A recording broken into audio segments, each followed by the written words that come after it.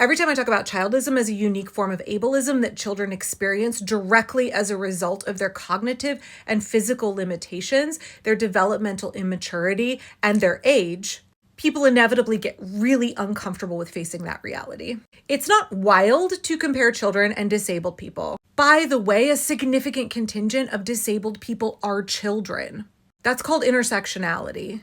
In fact, a lot of the behaviors that you are intolerant of, a lot of the ways that children make you uncomfortable, are often the manifestations of children's disabilities. You are seeing disabled children in public, doubly struggling to meet societal expectations. You are expecting a child to behave like an adult and a disabled person to behave like an able-bodied person. The things about children's behavior that you find socially unacceptable and make you uncomfortable all have to do with their inability, their limitations to meet your expectations. It is ableism. Okay, we're mutual, so I'm going to take a moment and reply to your long string of comments you left on my videos about childism being a form of ableism, a kind of systemic oppression that children face, specifically because of their cognitive and physical limitations, lack of ability, and their age.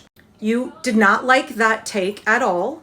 I don't know if my TikTok is being weird, but I can't find the other several comments that you left, but you had said that discrimination that disabled people experience is not the same thing as the discrimination that children experience. And you found it offensive that I am saying they are the same. They're analogous. And in fact, many of the reasons that we dislike children, we find their behavior upsetting and we choose to discriminate against them, is directly tied to their disability, their lack of ability, their cognitive and physical incapability to meet your expectations or society's expectations. And you said that it's not the same thing because disabled adults have to fight for rights like the right to own property, the right to have the freedom to direct their own lives, the right to access. All of those are rights that are also denied to children, specifically because of children's lack of ability, especially cognitive ability. You may not be aware of the fact that there is a list of human rights that the UN says should be extended to everyone, including children, but in the United States, we have chosen to deny several of those rights to kids. Children are the only class in American society that are denied basic human rights. In fact, until the 80s, children were seen as legally property of their parents, not fully human at all. Children don't have representation in government.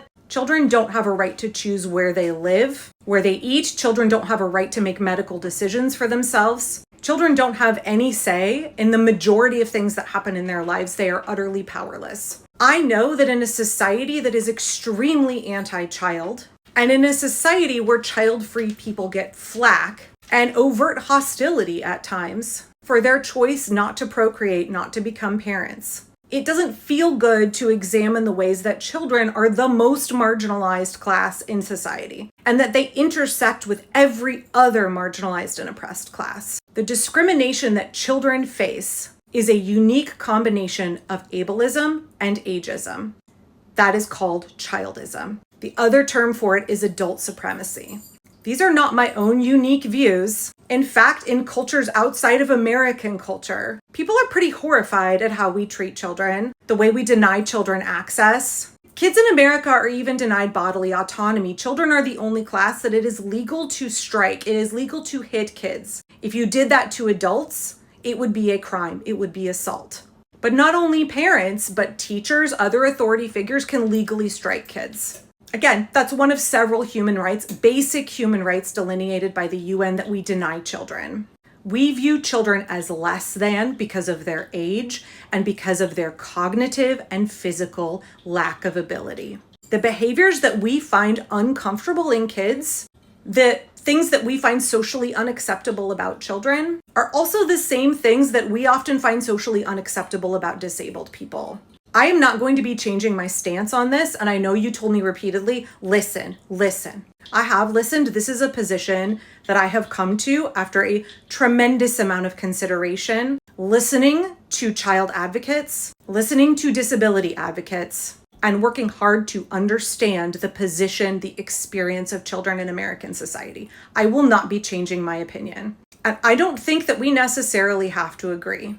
I clearly am not going to see eye to eye with you on this issue, and you did not like my perspective and got upset at me for it. That's okay.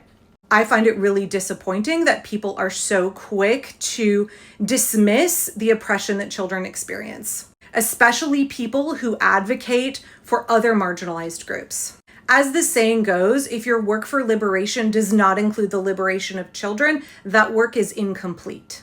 I would encourage you, rather than immediately dismissing out of hand the fact that it does not feel good to examine the ways that children are discriminated against, or that the experience of disabled people and the experience of children in American society, the ableism that impacts both of them is so pervasive and so rampant, and that some of us may be willing to more readily extend understanding of that struggle to disabled adults, but not to children and not to disabled children. Because again, as I have said, many of the behaviors that we're very intolerant of children, because many of the ways that people feel that children are bothersome, disruptive, have socially unacceptable behavior, are unable to meet adult expectations, are physically incapable of doing what is expected of them. A lot of those are universal to all kids, but a significant amount of them are because we are looking at kids with disabilities, unaware that those children have disabilities, and superimposing able-bodied adult expectations onto those kids. A lot of the things that we as a society do not like about children, and the examples of children we hold up as being dirty, gross, misbehaving, socially unacceptable,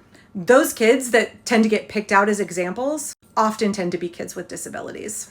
Again, I always appreciate a back and forth. I have no problem with folks disagreeing. I don't think that homogeneity of opinion is something that should be expected in any community, especially not TikTok. But I also know that I will not be changing my opinion here. I will not be reducing or limiting my advocacy for children because it makes adults uncomfortable.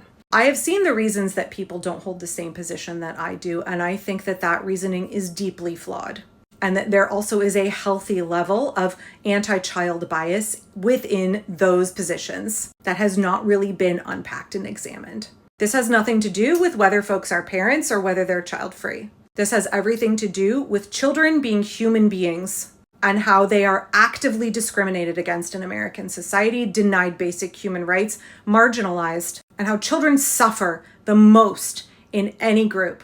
I would just really encourage anybody who feels uncomfortable looking at the ways that kids are denied rights, access, experience unique victimization and oppression, the way that children are powerless, the way that we in our society, especially in left-leaning places, put our advocacy for children behind all other groups and tend to fail to acknowledge the ways that children intersect with every other marginalized group. I would just encourage folks to sit with why that is something that is so commonplace in our society and why we are so quick to dismiss the suffering of children, why we as a society are so content with letting that continue, and why we want to shut down conversations about the lived experience of kids. We want to minimize the harm that we do to children. Where is that coming from? I mean, I have my own thoughts on what drives that, but that's maybe for another video. But I, again, would encourage you, if you don't like my position, if you have a visceral reaction to it, if you immediately want to push back against it and you don't like it, maybe sit with why that is.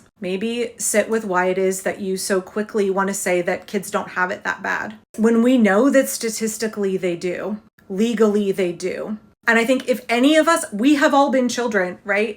Children are the one class, the one oppressed class that every single person has been a part of. I think if we take some time and look back at our own childhood experiences and think about how powerless we were, what rights we were denied, the way that we are positioned and viewed in society, the dehumanization that we experienced when we were kids, it can help us understand how pervasive this problem is. And how just because we are no longer part of that oppressed class, that doesn't mean that that oppression ceases to exist for today's kids and tomorrow's, unless we do something to stop it. Unless we do something to give children rights, to work to be inclusive of kids, even when it feels uncomfortable to us. We work to help bring kids in, include them as fully human in our society.